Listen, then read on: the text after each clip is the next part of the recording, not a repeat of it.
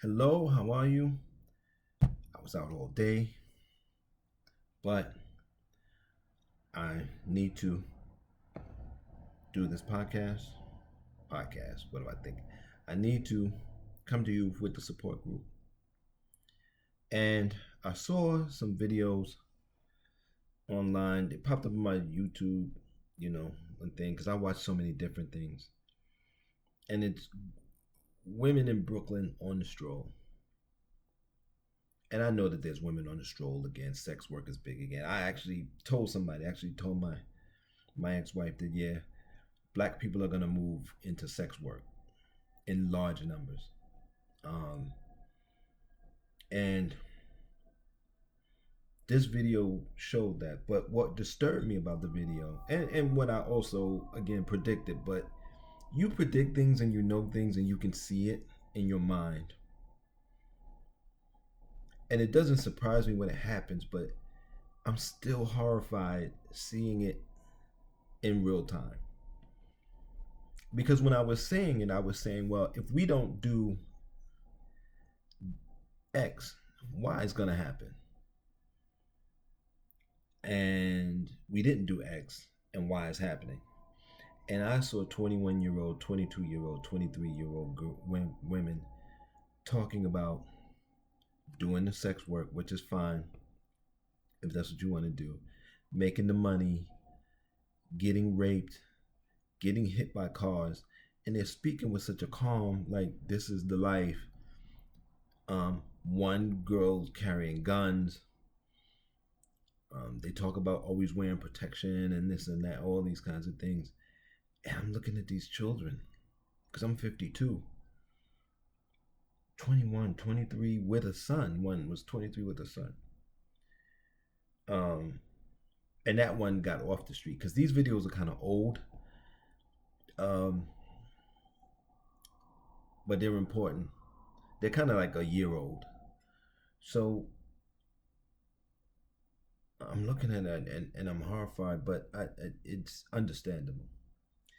And this is why I told my ex-wife, we were married at the time, I said, and this is before 2020, and 2020 came, we really could have shifted, but we didn't. I said, if black people don't become serious about supporting multiple industries, everybody's going to fall into sex work that's not in those industries that they support. And there's two industries, well, really one industry that black people support all the time: barbershops, hair salons. So if you black owned hair salon, black owned barbershop, there's some black neighborhoods got a barbershop every block or every other block, and they all make money. So black people will support barbershops. By the way, white people will allow barbershops to open, right? Beauty salons. So you got those two industries. Food, somewhat, but it could be hit or miss with food. Food is very hard industry to run. To run a restaurant, if you have a pickup somewhere they could pick up and take food out, but even then, but black people will support that to a degree. Again, we don't always have the money to eat out. We always find the money for hair to look good, to mask our suffering. We always find the money for that. That's no judgment on that, but we always do. So I said, if we don't get serious about supporting educators, you're going to have to do it. That's why I built the Conderson Center. You're going to have to do it. It's clear. I've been saying this for 2 decades. It's clear to everyone involved that these school systems are destroying your children's mind. If they're not gearing them toward prison, physical prison, they're gearing them toward mental prison. They're gearing them toward a mentality that is dead. They're killing your children's curiosity, their ability to expand their thoughts, their ability to think at all. That's one. So education. You're gonna have to support publishers and writers. No ethnic group that doesn't support its writers and its publishers, which by the way usually are your thinking class, you're not serious. Um, you're gonna have to support producers, actors, theaters. You're gonna have to support them. I have a childhood friend that produces movies. Well, I've known him since I was a child. Produces movies and things like that. Has a hard time getting funding, and you can't. When you come and buy the movie ticket after other people have supported and sustained and made sure the movie came out, that's not support. Because that actor already got paid. The producer or director, if they're black, already got paid. Now you could be helping them to get the next movie. You could be helping them to be the crowd to say, I sold some tickets. But the kind of support I'm talking about is from the ground up. That's what I'm saying. You find out somebody in the neighborhood wants to do a documentary, there should be spaces in the neighborhood where you go to, if you borrow equipment, rent equipment, there should be houses where you show films. You show your movie. You don't have to go to a movie theater. If you can fit 5 to 10 people in the living room and charge them $5 to $10 a piece, the producer gets a cut, you get a cut, and if you do that multiple days in a row, we can do something. It doesn't take a lot of money because we don't have a lot of money. So you're going to have to support publishers, you're going to have to support educators, you're going to have to support producers. Even entertainers, you're going to have to support from the ground up again. The reason why so many of these people leave you, and this is more important, the most important. You're going to have to support your scientists.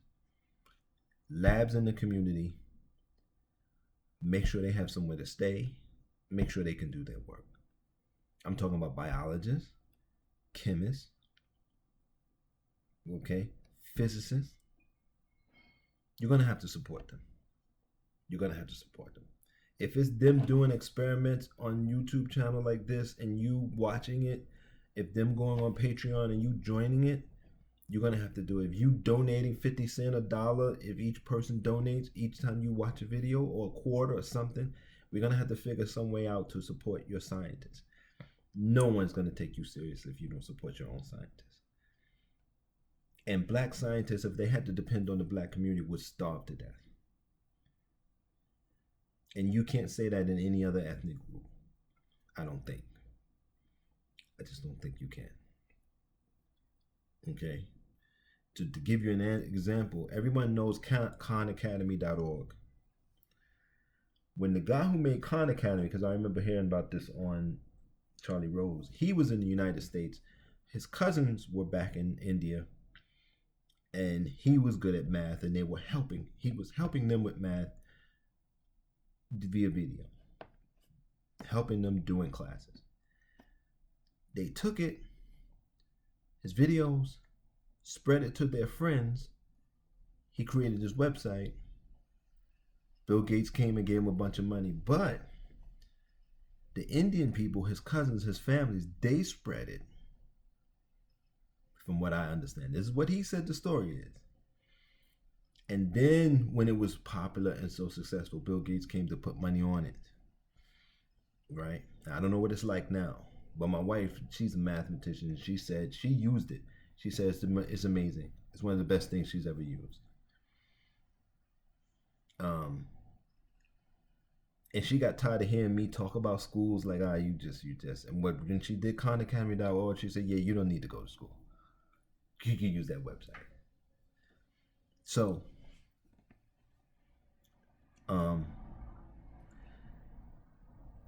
black people haven't done that. In 2020, we had a chance to do that when we were getting moratoriums, rent moratoriums, and we were getting stimulus checks and child tax credits. More people in this country were actually, the ones who weren't essential workers, who weren't still working, realized A lot of us did. I did my LLC in 2020. Realized, oh, let me go back to my talents. My sister sewed when we were young. I forgot she sewed. Started sewing again, sewing masks. Sewing masks was a big thing because they were sewing masks for nurses. They were solving a problem. So you had people looking around saying, what is the problem? And creating industries, LLCs, 501c3s for the problems. Now, some of them were trying to just make money, yes. But you saw what our society could be like. Then somehow a large group of people is like, I don't like this. I want to go back to normal. And I couldn't believe when black people, I would hear black people say that. I'm like, go back to normal what? Suffering? Hate? These are people who hated their jobs, hated their lives. They wanted to go back.